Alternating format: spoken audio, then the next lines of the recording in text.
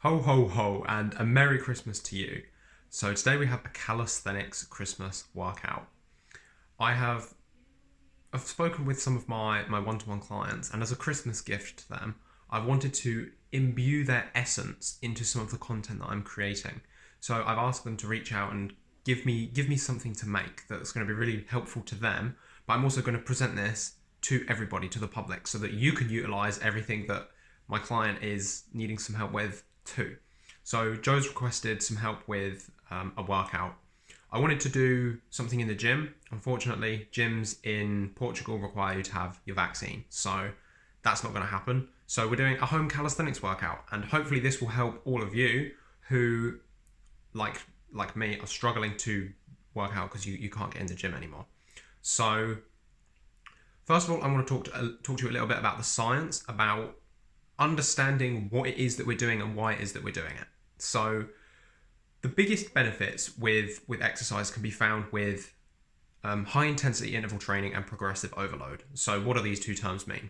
First of all, high intensity interval training means we're doing short bursts of exercise at a very high intensity. So instead of thinking about like jogging for 30 minutes or going for a walk or maybe doing like an aerobics class or something like that, that's cardio. Whereas high intensity interval training is like weight training, where you're lifting a very small amount you're doing a small amount of reps of a very high amount of weight. And this is the essence of what it is we're trying to incorporate in this calisthenics program. So there's tiers of progression, and I'm going to be walking you through these tiers of progression. So beginner, intermediate, and advanced. And you know that you're ready to move on to the next set. So you're ready to move from beginner to intermediate or intermediate to advanced when you're able to do so many reps without really finding that it's making your muscles fail. That's really what we're trying to do. We're trying to get to your point where your muscles are beginning to fail. Also, some additional notes about equipment.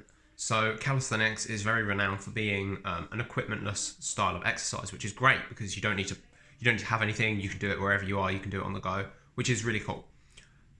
If you're fairly weak or you're in the beginner stages, using some kind of equipment might be necessary for you.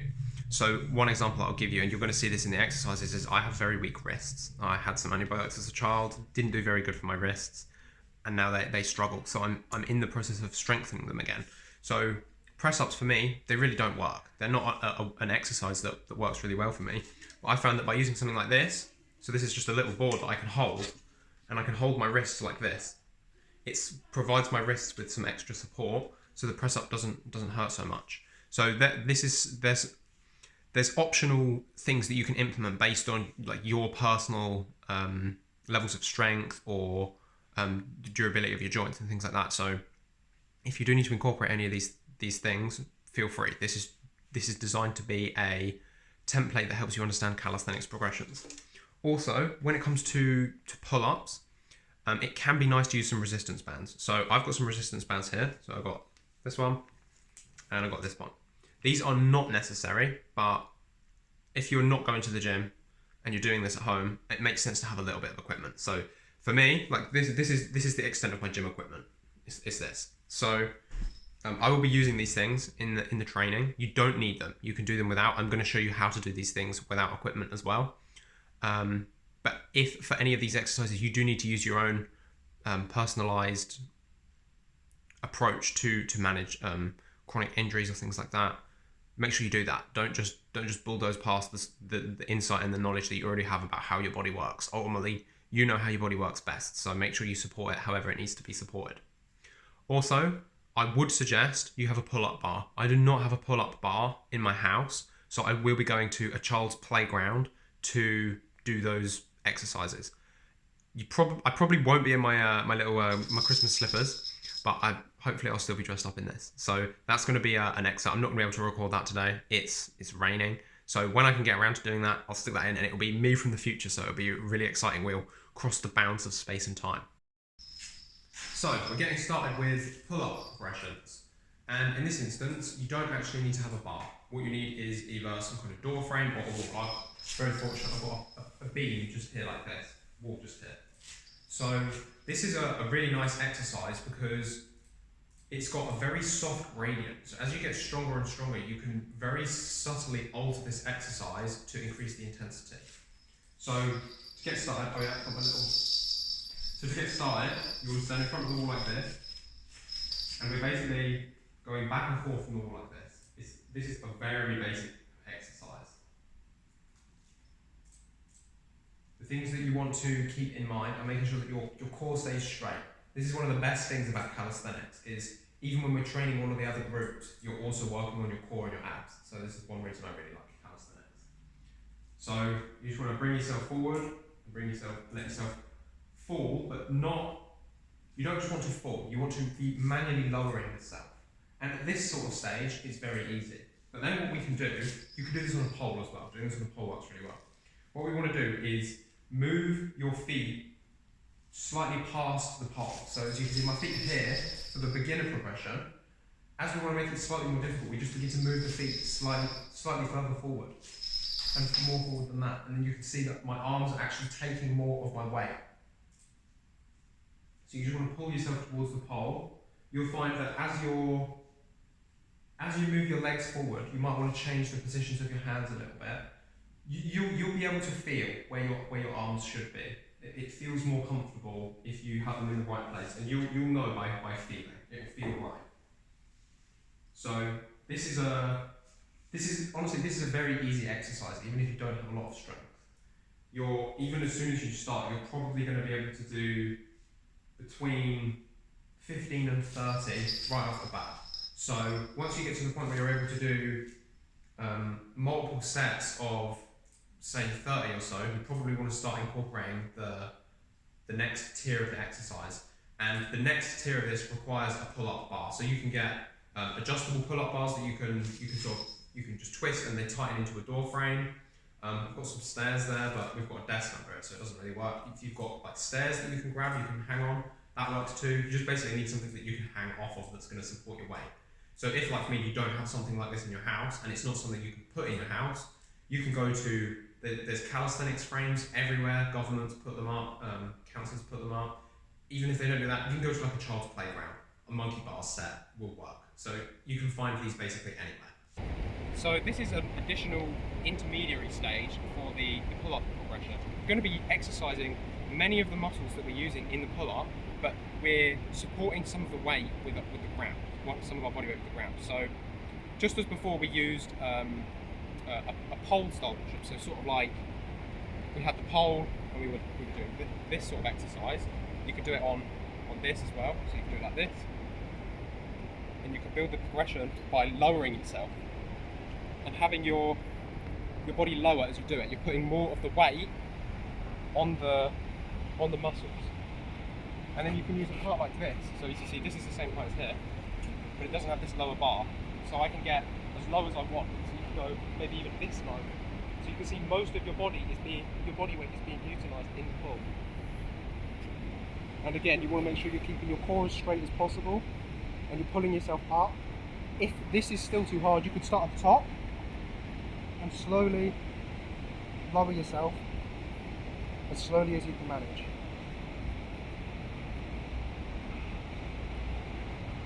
So again, with the other ones, 3 sets of 12. Once you can do that, you can probably move to the next progression. So if you can do 3 sets of 12 of that, as horizontal as you can go, you can probably do a pull-up already. So now we're moving into pull-ups. So this part of the pull-up progression you can do from hanging hoops like this.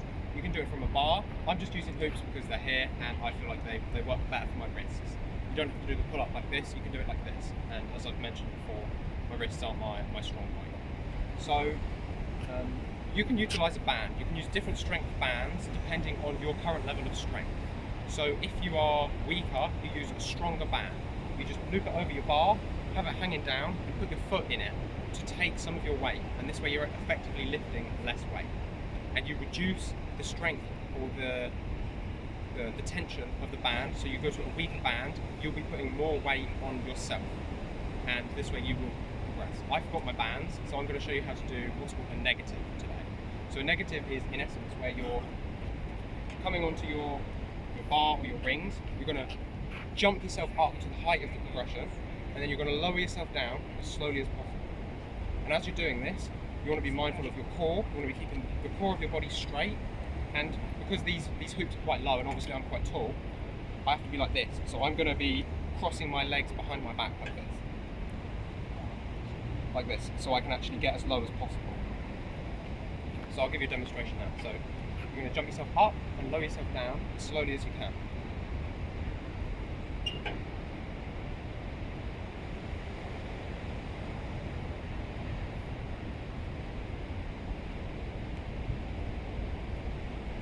And you repeat that as many times as you're able to. You want to make it so you've probably got about 1 or 2 more pulls, and then stop those repetitions and take a break and move, and then when you recover, move on to the next set and do the same until you can do maybe 6 or 7, and you can probably do a full pull-up. Then you want to work on doing your full pull-up, and again, lower yourself down as slowly as you can. So now we're moving on to the push-up progression. So this is the push progression. So again, we're using the wall. It's really great. Takes a lot of the body weight off, and we don't have to lift so much weight, so it's a really good way to start. So again, with the pull-up progression series, the place that we have our feet in relation to the wall really affects how much weight it is that we're going to be putting on our arms. So if you're on the weaker side and you're just beginning, have yourself closer to the wall. There's less distance for you to close. So this is a example of the exercise. So again, as before, we want to make sure that we're making sure our core stays tight. We don't want our back to be flexing around like this. We want the core body to be very straight. Hold the core rigid. And as you get stronger, you move yourself back further and further. And as you do, you'll notice your hands have a tendency to get lower. So this was a slightly harder variation of the same exercise.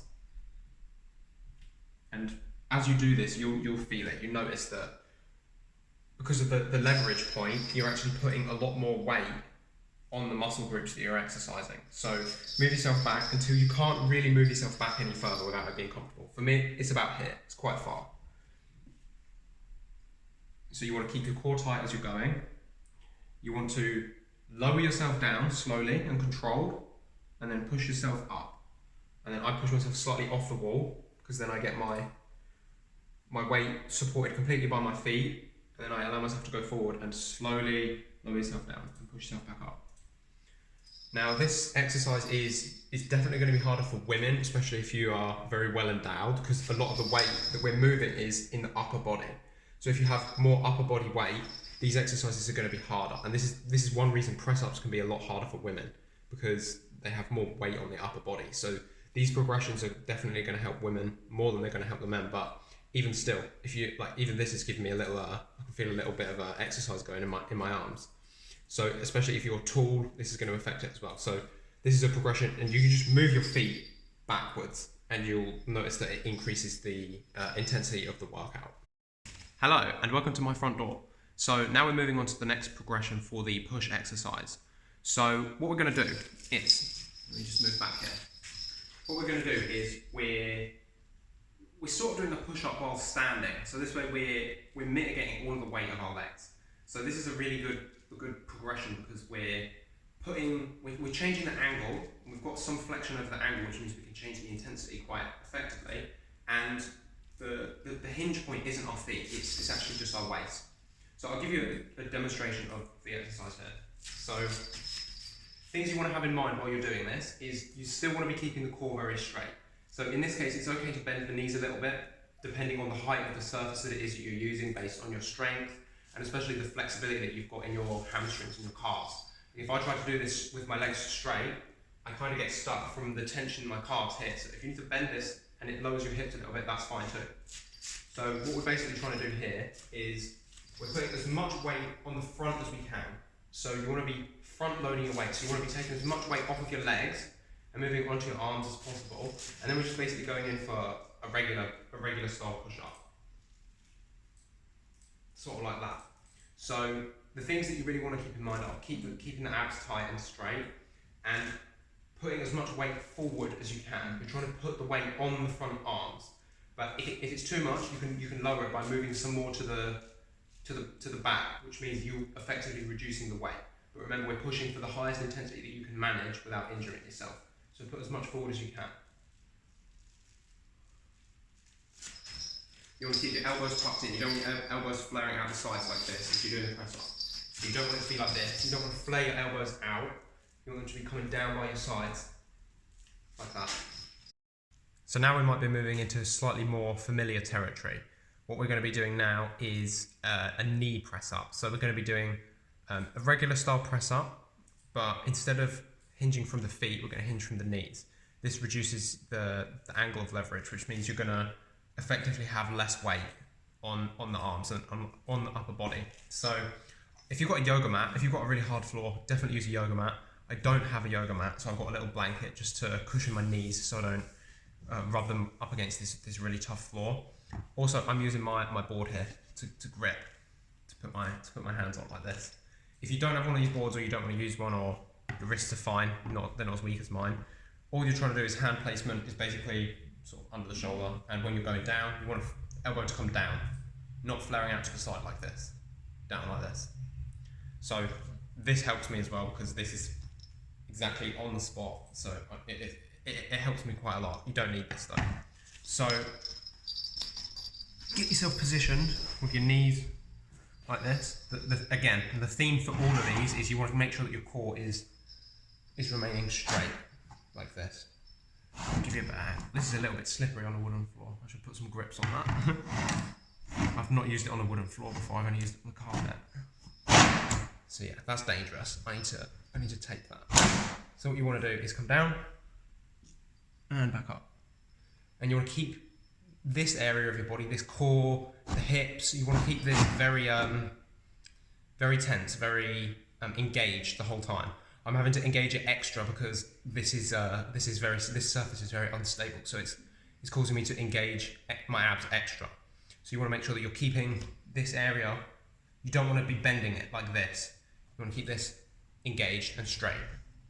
Straight down, straight back up. So for me, because I'm using this grippy thing here, I can actually go below where you would usually be able to go if you were just using your hands. That makes it slightly more advanced. So you can go to here and then back up. That's a regular push-up. And the slightly more advanced progression is to go negative, below, and then come back up.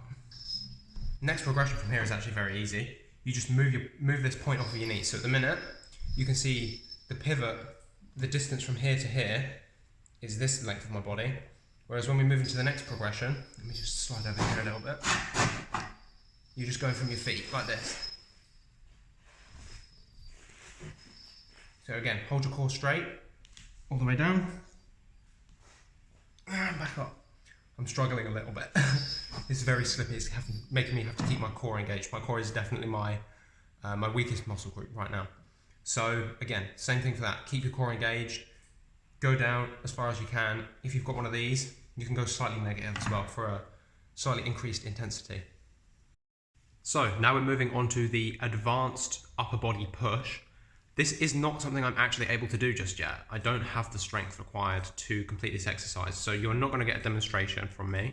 However, I'm going to walk you through it, and having just watched the previous progression, explaining this is incredibly simple. It's very easy to understand how to do this. So you need to utilize everything that you've learned from the standard press up progression, and then we're going to begin to elevate the feet. So what we want to do is increase the height that the feet are resting on.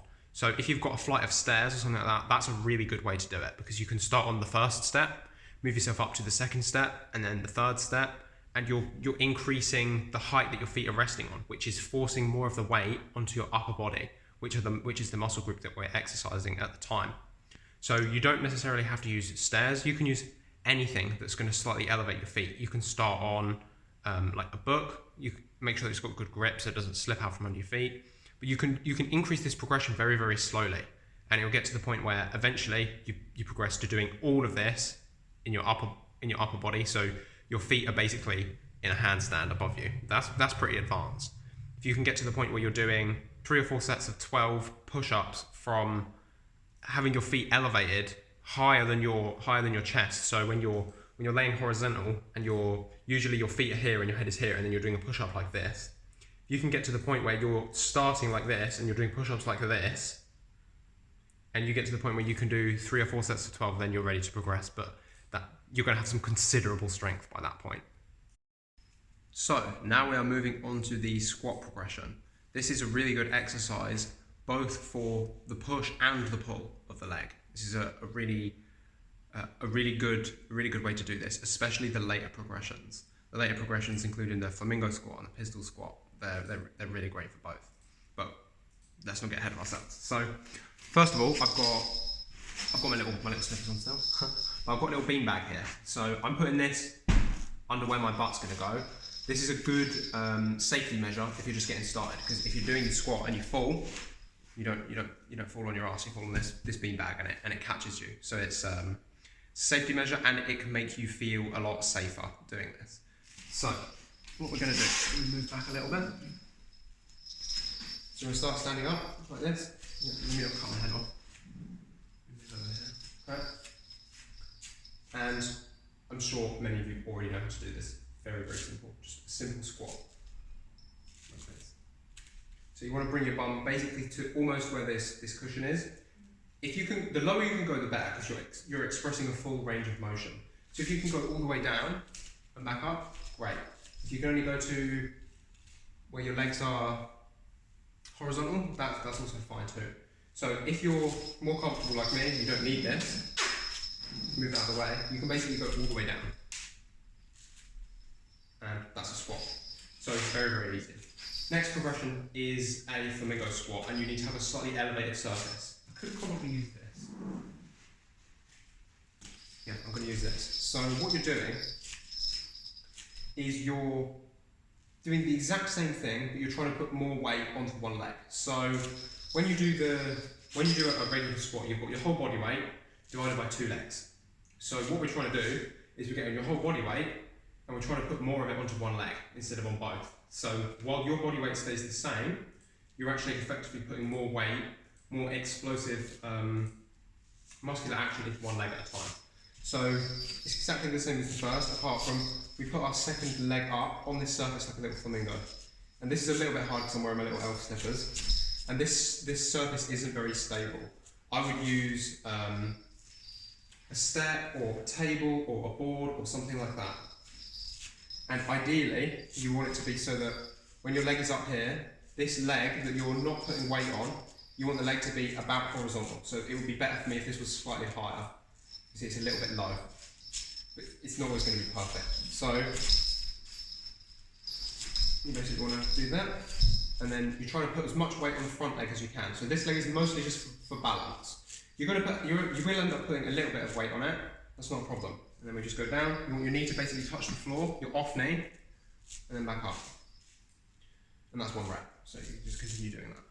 And obviously, when we're doing this, we're only exercising one leg at a time, whereas with a regular squat, we're doing both. So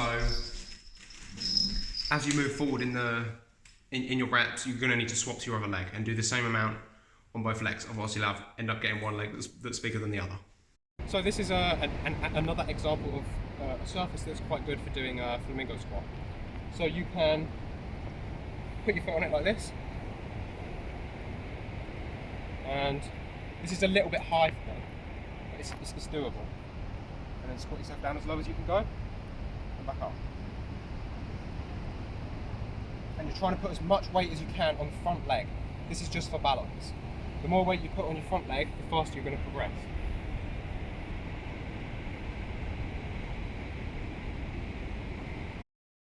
So now we are on to the exercise where we're going to be working on the pull portion of the leg. So this inner part of the leg here. And we're going to be doing this by doing lower back bridges. This is also going to be good for your lower back too. So I personally don't think that this exercise is necessary, especially when you start moving your progressions forward with your squats. Once you're doing Flamingo squats and pistol squats, this sort of doesn't become as necessary. But in the initial stages, I would encourage it, and it's not going to hurt to incorporate. It will give you a stronger lower back. So this is a kind of hard one for me to fit into the frame, so I'm going to do the best I can. You're going to see the primary point that you need to be able to see. So this one is so easy.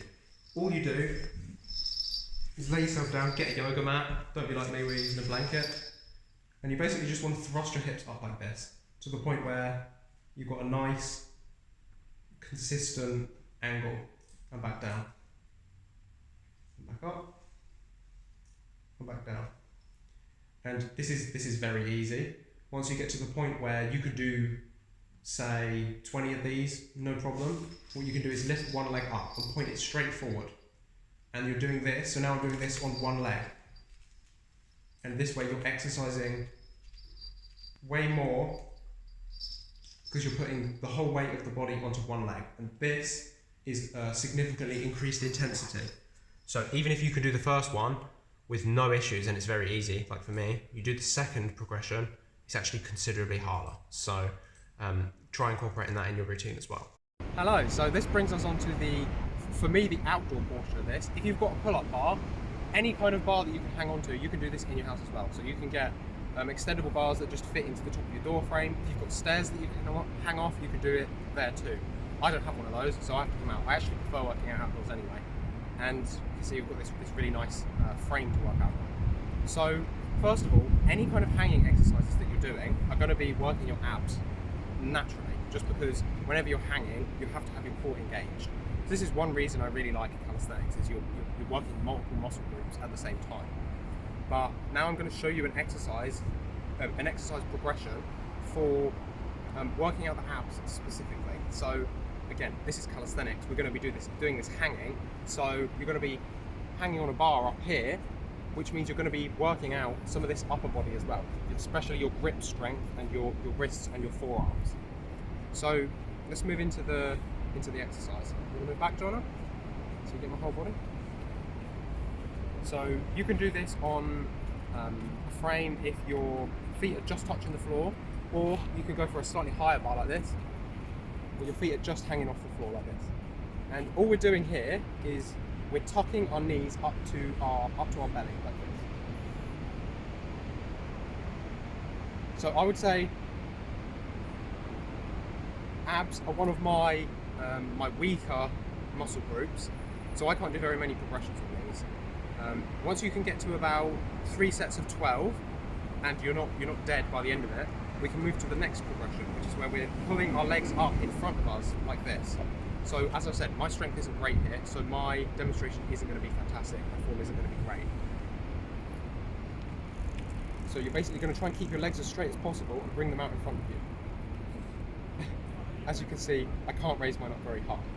So you want to try to keep them straight and bring them up to a 45-degree angle and then let them down. And then eventually you can work on holding it for a bit before you let it down.